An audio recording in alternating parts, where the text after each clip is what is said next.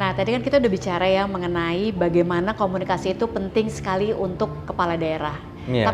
Ya kan, apalagi sekarang kepala daerah tuh banyak yang relatively young ya, kayak Emil juga gitu, kayak Pak Wagub juga.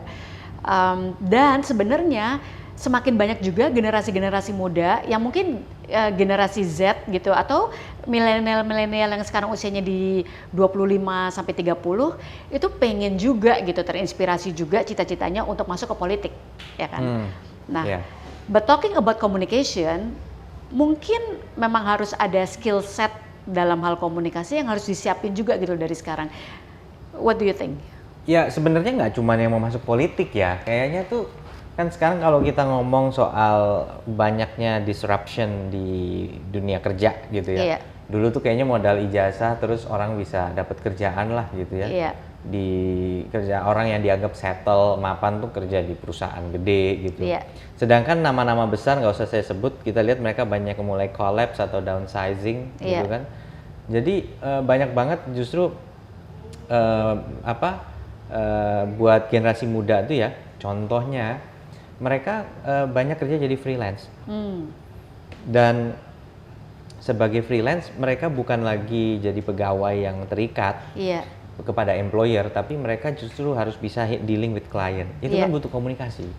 Itu butuh baik communicating interpersonal atau communicating to a larger audience. Betul. Misalnya presenting ya kan dia. Nah, kayaknya hari ini justru itu yang kita sebut sebagai soft skill. Itu malah penting gitu. Betul. Ketimbang yang hard skills-nya betulan gitu ya.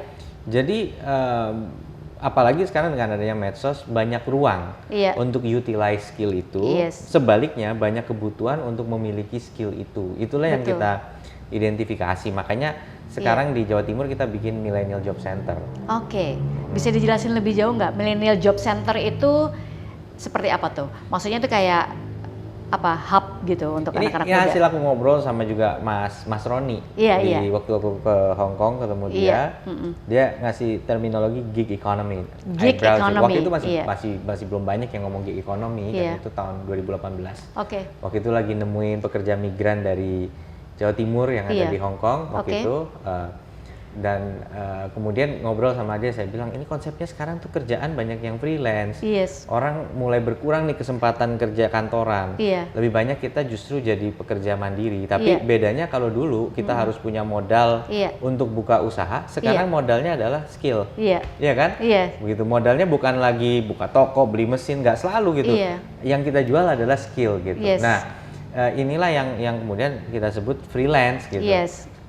Sebenarnya dari dulu udah ada kerjaan freelance, tapi dulu kan terikat freelance itu lebih banyak dokter, lawyer gitu kan, paling itu. Nah sekarang freelance-nya apa? Videografi, fotografi, content creator, desain, fotografi, desain grafis, gitu. Kemudian mungkin digital marketing, event organizing dan lain ya, web design, programming. Nah ini kerjaan-kerjaan kayak gini itu memang orang dulu kan nganggapnya itu bukan sesuatu yang core ya untuk produk ya. Tapi sekarang itu yang nentuin produk successful atau enggak. Itu justru di situ. Di marketingnya. Kalau orang marketing mix kan kalau nggak salah kan ada ya dari mulai ada 4P, ada price, 4P, promotion. Ada price, promotion, place ya sama produk. Terus ada juga yang promotion mix, ada PR, advertising, direct sales dan sebagainya. Nah, communication kan jadi core banget. Betul. Nah, apa yang saya spot kan ada PR, terus ada yang ads ya, dan macam-macam.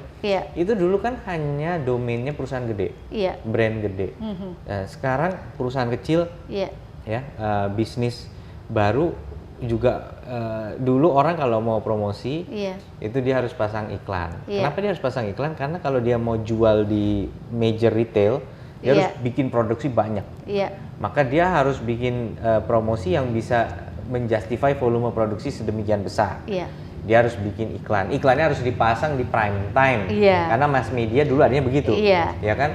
Nah, sekarang dan itu dananya besar sekali dan gitu. dananya gede banget gitu. Dan akhirnya ya skill copywriting, kemudian juga fotografi produk gitu itu hanya terbatas. Dan juga memang equipmentnya belum se available sekarang. Sekarang banyak orang jago banget, udah mau ngedit, mau bikin foto, mau copywriting. Itu talentnya makin banyak dan yang butuh juga makin banyak. Jadi marketnya nih dua-duanya talent poolnya ada, kemudian kliennya ada. Iya benar, karena sekarang even small business ya dengan adanya sosial media, mereka emang butuh juga gitu untuk how to promote and communicate with their target audience. Dan dulu kalau kita mau reach out gitu ya, mau jualan ke orang ya harus lewat jalur retail. Iya. Dan iklan harus di mass media. Sekarang dengan adanya sosial media bisa di lapaknya masing-masing. Exactly, dan kalau kita belum punya, tapi kan teman saya itu doang gitu, kan ada ads. Nah, advertisingnya dia kalau di sosial media beda banget kan? Kayak di FB Ads atau di Google Ads. Itu kita bisa pilih segmen. Modal 50.000 aja bisa iklan. Bisa. Gitu. Nah, tinggal kontennya. Nah, tapi saya nggak ngomong modal 50.000 lah. Misalnya kita mau modal 1 juta. As little as 50,000 it can works gitu kan. Bisa tayang gitu. Bisa nyicil mulai coba dan lihat how impactful reach out kita sama respon dari target market. Kita dulu mau jualan silet cukur gitu ya, bisa cukur laki-laki, kalau pas jam prime time yang nonton ada ibu-ibu yang nggak perlu itu, ada anak kecil yang nggak perlu itu, tapi kita harus bayar untuk mereka semua. Kalau sekarang kita pakai itu sangat udah sangat targeted dan segmented. Nah, begitu kanalnya dibuka, pertanyaannya skillnya apa yang dibutuhin. Nah, di MJC ini kita kasih kesempatan mereka bangun portfolio. Jadi MJC itu ya singkatan dari Job Center. Jadi kita cari ini UKM yang perlu karena mereka harus business transformation. Talent yang punya kemampuan tapi belum punya portfolio. Karena hari ini modal orang apa? Bukan lagi CV, portfolio. Betul. Mana sih kerjaannya gitu kan? Cuman karena dia nggak punya portfolio, kita dampingin mentor. Per hari ini udah hampir 2.000 talent yang udah kita empower. Mereka punya portfolio dan kurang lebih 3.000 UKM yang udah terbantu. That's very good. Itu bagus banget, dan bahkan sekarang juga startup juga membutuhkan PR yang bagus, bukan iklan yang bagus aja tapi juga PR yang bagus. Karena apa? Karena mereka butuh funding gitu, karena funding kan juga ada stagesnya ya, dari mulai misalnya angel investor, ada seed funding, ada series A, B, C dan sebagainya. And at some point karena startup selalu menciptakan disruption juga di market, distorsinya dan gangguannya akan banyak. Betul. Kalau dia nggak mikirin bagaimana dia mau presenting themselves, communicating, itu bisa jadi masalah. Iya, betul.